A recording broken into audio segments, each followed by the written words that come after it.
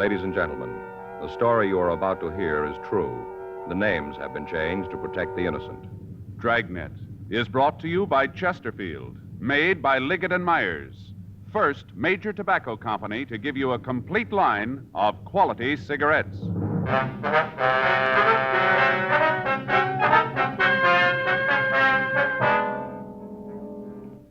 You're a detective sergeant. You're assigned a robbery detail. A gang of truck hijackers has been working in your city. They've stolen 14 loaded trucks. They've kidnapped and beaten one of the drivers. There's no clue to their identity. Your job? Get them. With the winter season coming on, young America and all of us will be concentrating on our favorite winter sports: ice skating, bowling, basketball, skiing. One thing you'll notice, whatever young America does, wherever it goes, Chesterfield goes along. Yes, Chesterfield is the choice of young America. Chesterfield is the choice of more thousands of smokers everywhere. People are learning the facts about Chesterfield, learning that Chesterfield is highest in quality, low in nicotine, learning that Chesterfield is really mild, really satisfying. How about it, friends? Change to Chesterfield yourself. Smoke America's most popular two-way cigarette. Regular and king-size Chesterfield. Best for you.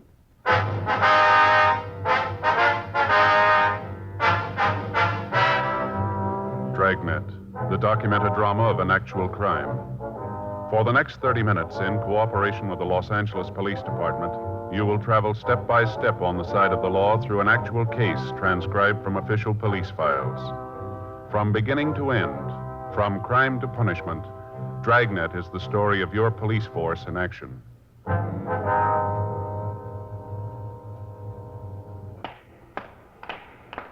It was Wednesday, June 4th. It was warm in Los Angeles. We were working the day watch out of robbery detail. My partner's Frank Smith. The boss is Chief of Detective Stad Brown. My name's Friday. We were on the way out from the office, and it was 9:47 a.m. when we got to the county hospital. Ward 419. Hi. Mr. Gilmore? Yeah. I know you guys. No, sir. We're police officers. This is my partner, Frank Smith. My name's Friday. I do, sir. Hello. A couple of stools over there. Drag them up. Sit down. I'll get him. Here you go. Thanks. How do you feel, Mr. Gilmore? Rough. Real rough. Feel like I've ridden 50 miles in the back of a ready-mix cement truck. Weren't for the pills they'd be giving me, I think I'd go off my rocker. Mm-hmm. You want to tell us what happened? Yeah, as much as I can remember. Only goes so far, then there's a room full of black. If you'll tell us what you can, please. Yeah. Yesterday, that's when it was. Yes, sir. Yesterday morning. I checked in for work, had a load I was going to take over to Phoenix. Supposed to shove off about 10:15. Did you know what you were carrying? Yeah, I saw the waybill. Some of the stuff they were loading it. Used furniture, didn't make any difference to me. They load the truck and I'll drive it. Uh-huh. I went across the street. Little coffee place over there. Got my vacuum bottle filled and came back. By that time, they had the truck loaded. I signed the waybill in the office and went out and got into the truck. The two guys were waiting for me. They were in the cab of the truck, then? Yeah, sitting there, kind of scrunched down so you couldn't even see them from the outside. Yes, sir. As soon as I opened the door, one of them had a gun pointed at me. Told me to get into the truck like there was nothing wrong. Just start the motor and get the truck away from me. Did they get out of the truck at that time? No, they were waiting for me when I got there. They told me to drive away, and I did. Wasn't going to mess around with them having a gun. Yeah, go ahead. And we drove about 3 blocks, and he told me to pull into an alley just off of Santa Fe. Santa Fe and what? Do you remember? By Porter Street, between Porter and Enterprise. I see. Like to go ahead? Then they told me to pull into the alley, and when I did, they made me get out of the truck. Took me around back and broke the seal and told me to get inside. And that's what you did. Officer, if they'd have told me to jump off the city hall, I'd have gone ahead and done it with that gun pointed at me. I'm a coward. Fellow waves a gun around, and I'm going to do just like he tells me. Yes, sir. Those guys are mean, you could tell. How's that? Oh, I'm a kind of a student of phrenology. I could tell about those fellows real plain. Student of what? Phrenology. You know, bumps on the head. Oh. They all mean something. Of course, I didn't get a chance to make a good examination of these guys, but I could see it. Real criminal heads. Bumps told me so. One fellow had a head that was one of the worst I'd ever seen. Yes, sir. He was mean to his mother, I could tell. Had a bump right here. Here, you see? Huh. Yeah. He was mean to his mother. Yes, sir. Well, what happened after they tied you up? Just left me there. I see. You want to go on? Yeah. They must have drove for about 20 minutes when they stopped, pulled in some sort of a driveway. I figure that. Well, right after they stopped, they made a half U-turn, then backed up this ramp, steep. Then they stopped and took me out of the truck, blindfolded me, and made me get out of the truck. Now, this place where they stopped, that's where they unloaded the furniture, did they? Yeah. They must have taken it out of there. I heard them thumping around the truck. Sounded like they were unloading it. Well, now, what'd they do after they got all the furniture out? Put me back in, drove out to where you found the truck. After they both climbed into the back, beat me up. Don't remember much after that. Both of them worked you over, huh? Yeah. Both of them got in their licks, especially the one who was mean to his mother. He was vicious. He was mean. They kept hitting me with their fists until I just passed out. Don't remember anything after that till I came to in the back of the truck. That's when I called the cops and the guys in uniform came out. I guess they're the ones who called you. Yes, sir. Now, is there any way that you might be able to tell us where they took you? You mean when they unloaded the furniture? Yes, sir. Well, I think maybe I got an idea. I tried to figure out how fast they was driving. And after you've been a driver for a while, you get to know. I'd say they were going about 20 miles an hour. We were still in town. My own guess is that they went out Alameda. Must have gone out Santa Fe and then turned on to Alameda. Mm-hmm. I remember hearing kids yelling. That'd probably be Santa Fe High School. Yeah. I guess we went out Alameda to maybe 43rd or 44th, and they turned right. Kind of hard to figure it then. The truck got tied up in traffic. It was hard to tell if they were stopping for that or they're just at a light. Uh-huh. But I'd say that they went out to about Avalon. Maybe they went up to San Pedro. I don't think so. I'd say Avalon. Then they turned left and headed for Hawthorne. Not sure how far they went, but I'd figure maybe around Rosecrans, and then they turned a couple more times, and they stopped and drove up that steep ramp. Mm-hmm. Now, you figure they ended up around Rosecrans and Avalon. Yeah.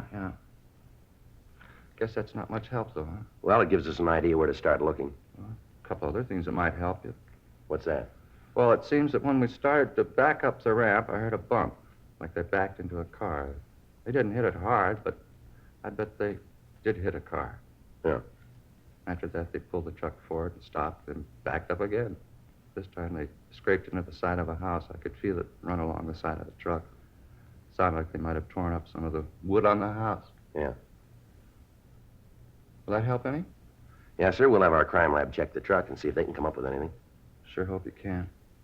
Oh, you talked to my boss yet? No, sir, but he's been notified, we understand. I bet he's plenty sore about it. Well, we wouldn't know about that, but he should understand that it wasn't your fault. He should, but he won't. I know. That right? Yeah. He doesn't understand anything that doesn't go on his way. Spotted a mile off. What's that, sir? His head. All kinds of bumps.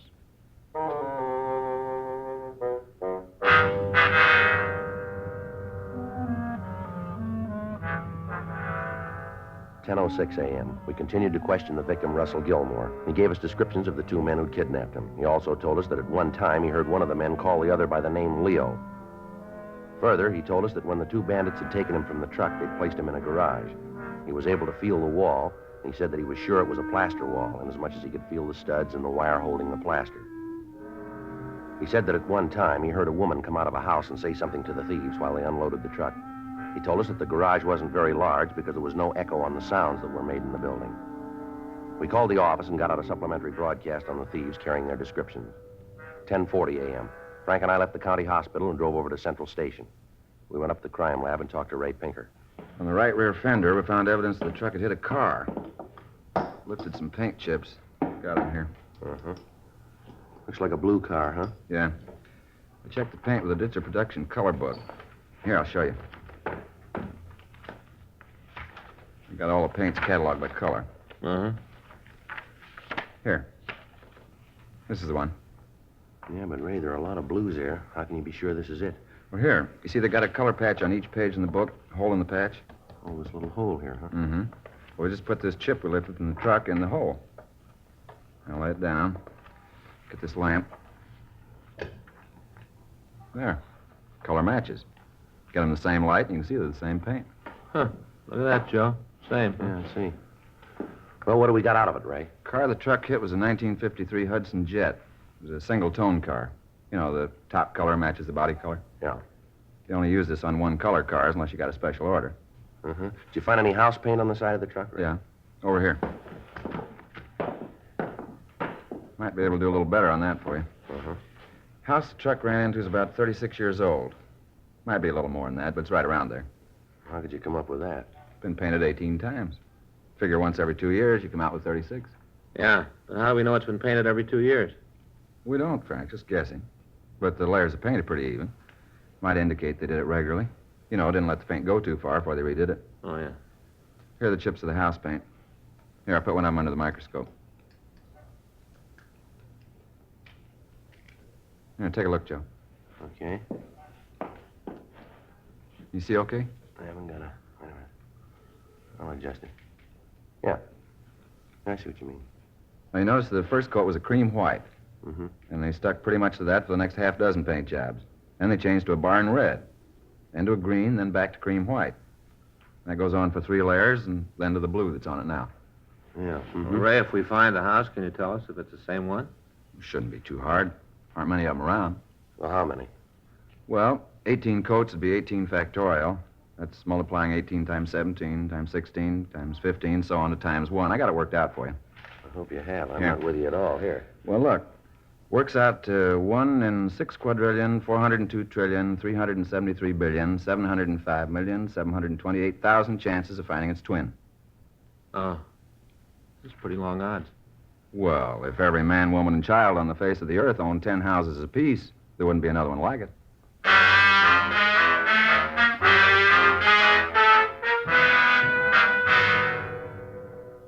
$11:37 a.m. We put in a call to Leighton Prince. Harlan Stahl told us that his crew had gone over the truck thoroughly, but had failed to come up with anything. We contacted the stats office and asked them to make a run on the M.O. that the thieves had used. They told us that the results would be ready for us late in the afternoon. We contacted hit and run detail, but there'd been no reports that could have been the car that the truck had hit.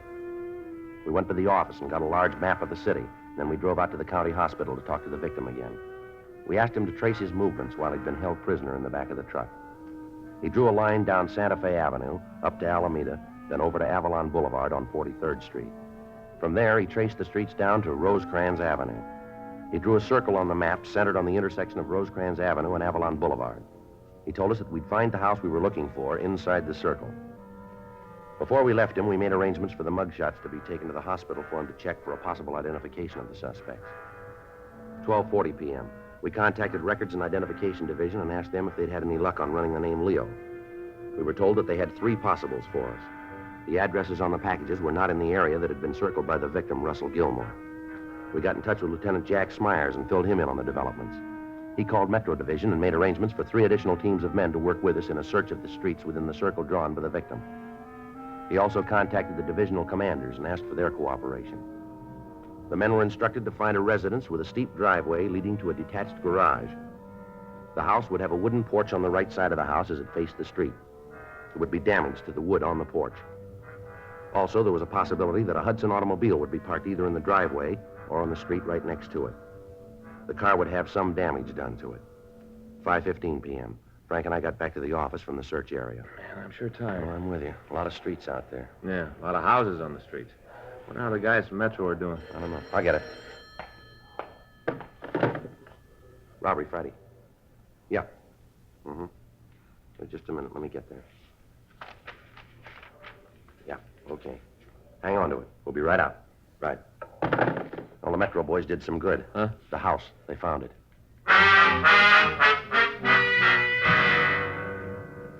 The address given us on the phone was 1486 Cedar Street down in Compton. It took us 35 minutes to get out there from the city hall.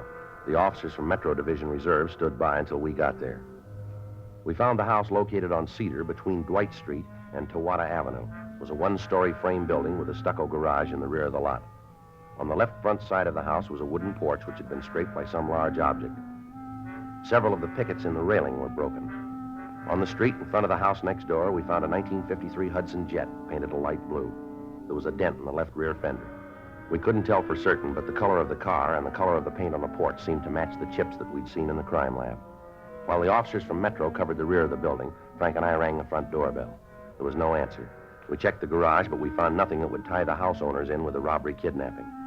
The interior walls of the garage were rough wooden studs.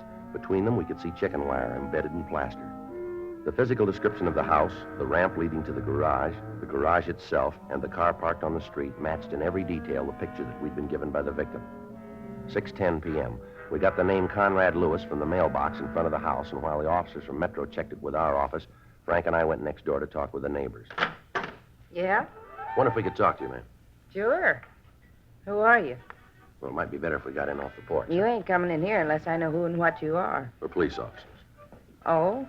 Yes, ma'am. Here's our identification. Oh, yeah. Well, come on in. Thank you, ma'am. I'm Myrtle Richards. This is my partner, Sergeant Friday. I'm Frank Smith. Oh, how do you do? How are you, ma'am? You just sit down. I'll turn off the television. Thank you. Comedy.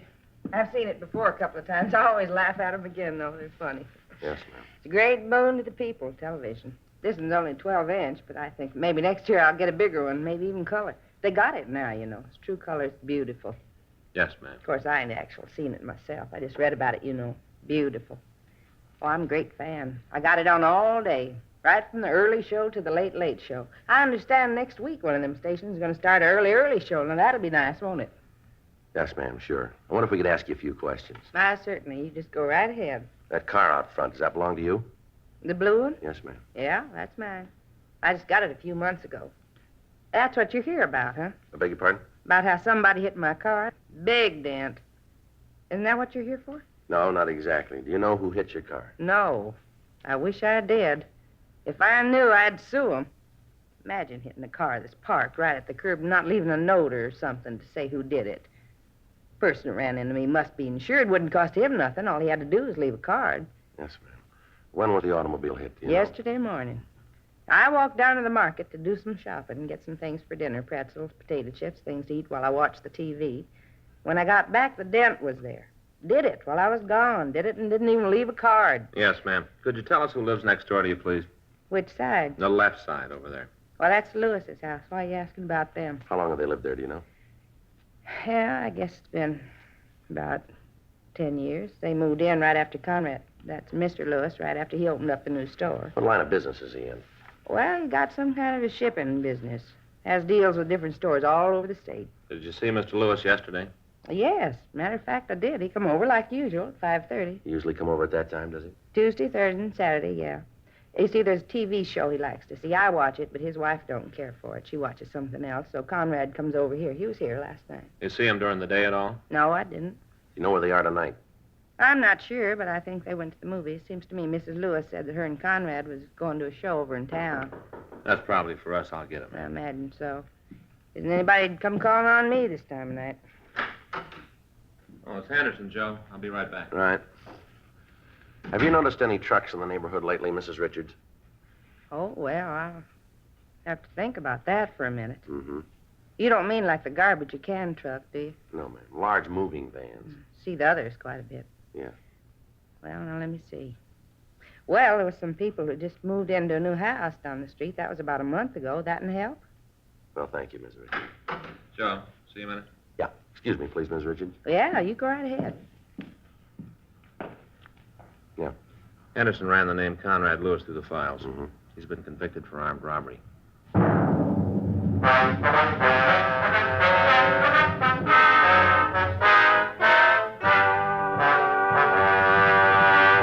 You are listening to Dragnet, the authentic story of your police force in action. Smokers by the thousands are now changing to Chesterfield because they're learning the facts about Chesterfield. Facts like these. A doctor has been examining Chesterfield smokers for 20 months, almost 2 full years now. We've just received his latest report, and it confirms again no adverse effects to the nose, throat, and sinuses from smoking Chesterfield. That's a matter of record. And so is this. Chesterfield is the only cigarette proved highest in quality, low in nicotine. Those are the facts about Chesterfield. More good reasons why Chesterfields taste so good, smoke so much milder. How about it, friends? Smoke America's most popular two-way cigarette, Chesterfield. Regular and king size. Best for you.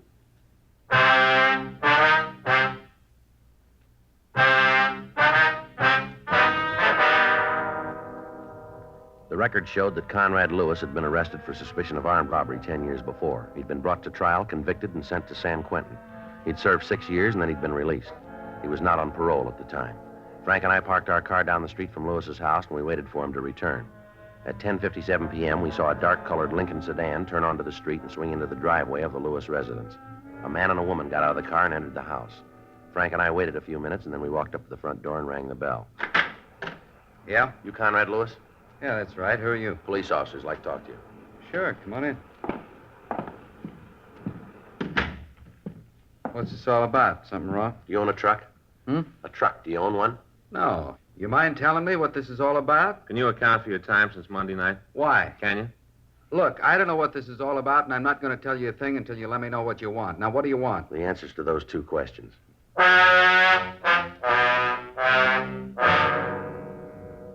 12:15 a.m. It had been only a little over 48 hours since Russell Gilmore had been kidnapped and beaten, and we had a suspect in custody. However, Lewis refused to admit any complicity in the crime. We talked to him for several hours, but he told us nothing. He admitted that he'd been arrested before and that he'd served time in San Quentin. However, he stuck to his statement that since his release, he'd done his best to live by the law. With the evidence at hand, he was booked at the main jail on a charge of suspicion of violation of Section 211 PC. We obtained the keys to his place of business, and Frank and I went out to check it. It was a large wholesale store selling used furniture. A search of the premises failed to turn up any of the stolen merchandise. While Frank went through the stock rooms, I checked the business ledgers. Nothing back there either, Joe. How'd you do? Well, according to these, Lewis does a big shipping business. That's what the woman next door told us. He's been making shipments up to Oakland regular. Books tell what they were? Yeah, right here. He's been sending large lots of used stuff to a place on MacArthur Boulevard. There's a whole list of it here. Tables, living room sets, TV sets.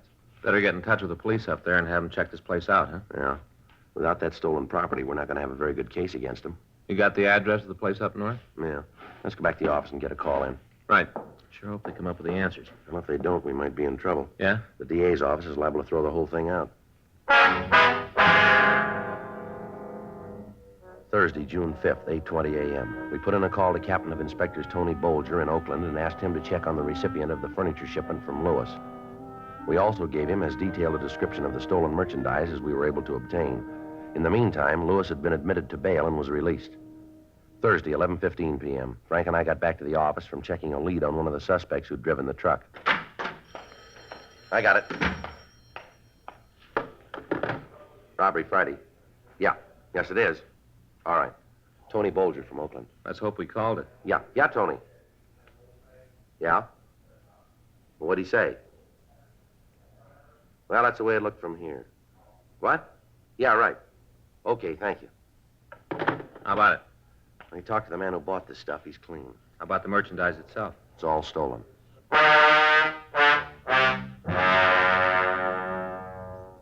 11:20 p.m. We got in touch with Lieutenant Smyers and filled him in on the new developments. After we talked to him, we contacted officers Max Herman and Ed Benson and made arrangements to meet them at the house on Cedar Street. It took us less than half an hour to get out to Compton. The other officers were there by the time we arrived. While they covered the back door, Frank and I went up to the front. You think he knows it's us? I don't know. Try it again. Well, the car's in the driveway. We know he's in there. Wait a minute. Sounds like somebody's coming now. Yeah? What are you doing out here? Aren't you guys ever going to get off Mind that if we come in and talk? I got a choice? No, you haven't. Well, then come on in. You want to go through the house again? That won't be necessary. Yeah. I'm glad of that. What's it about this time? Same as before. Maybe you better spell it for me. We can go that route if that's the way you want it. Go ahead. I like fairy tales. All right, we got a report from a victim who was robbed and kidnapped. He was able to give us a description of this house, of your garage, and of the whole setup. You've been on a spike again. You're seeing things. We took a sample of the paint from your front porch. It matches paint found on a truck that was hijacked. A lot of houses in L.A. Not painted like this one. You think you're going to send me to the joint with a batch of paint? It's going to help. Look, cop, you know I've been the rounds. I've seen enough trouble to know it's rough to get a conviction with circumstantial evidence. That's all you got with me, nothing more. Now, why don't you go home and I'll just forget you were here tonight? We got the plant. What? We got the plant. They moved in on it. The man you sold the stolen furniture to is willing to testify. You know we got you cold. Now, why not cop out? That's the way it hangs, huh? That's the way. All right, I'll get my coat and go Just with point it out. We'll get it for you. you. In the closet. Never mind. He's making a point of it all. Outside. He's in his car. Yeah, come on.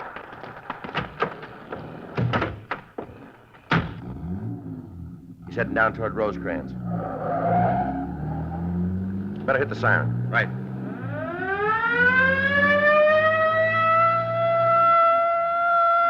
He's turning onto Rosecrans. Take a left. I got him. See him? Wait a minute. Yeah, up ahead there. Try a shot? Better not. Too many people around. Can't you close in on him? I think we're pulling up. Making a turn. Yeah. Stay with him. Hang on. It's a dead end, Frank. Yeah. He's in trouble, Joe. Come on. Well, let's get him out of there. Yeah. Hey, that door's stuck. Wait a minute, I'll give you a hand. There. Can you get him? Better call an ambulance. The motor's in his lap. Is he still alive? Looks like it. Can you help me here? Yeah, let me get in there. All right. Come on, let's put him down here. Yeah. All right, take it easy, Lewis. I'll call the ambulance. Right. Take it easy, Lewis. We've sent for a doctor. Didn't see the sign. I didn't know the street didn't go through. Lousy break. A lousy break. I'd have made it if I stayed off this street. You'd never have got me if I'd stayed off this street. I just turned the car and all of a sudden I was on a dead end. Afraid you're wrong there, mister. Huh? You've been there a long time. The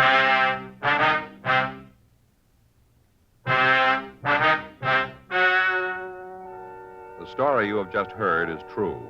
The names were changed to protect the innocent. On October 14th, trial was held in Department 97, Superior Court of the State of California, in and for the County of Los Angeles. In a moment, the results of that trial.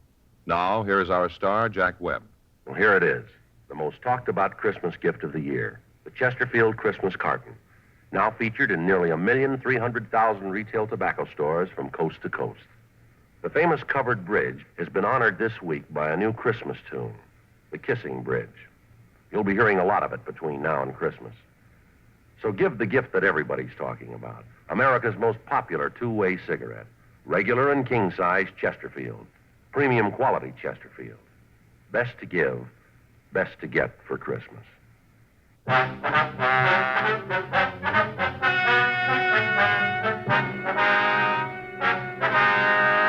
Conrad Austin Lewis and his Confederates were apprehended and brought to trial on 11 counts of grand theft auto and 1 count of kidnapping. They were found guilty and sentenced as prescribed by law. Grand theft auto is punishable by imprisonment in the state penitentiary for a period of not less than 1, nor more than 10 years. Kidnapping is punishable by imprisonment for a term of from 1 to 25 years in the state penitentiary.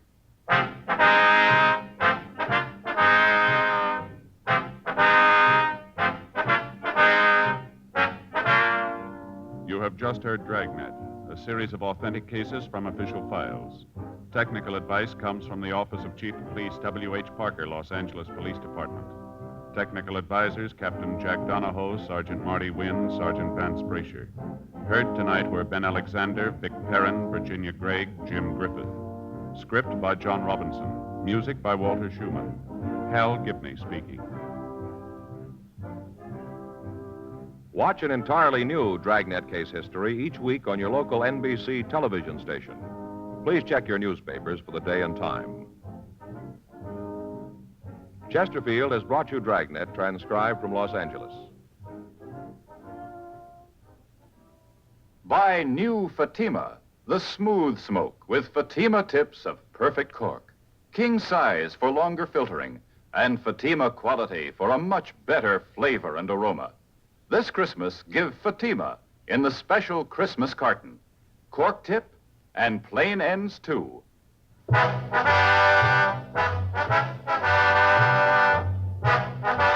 Hear Merrill Miller and the news next on the NBC Radio Network.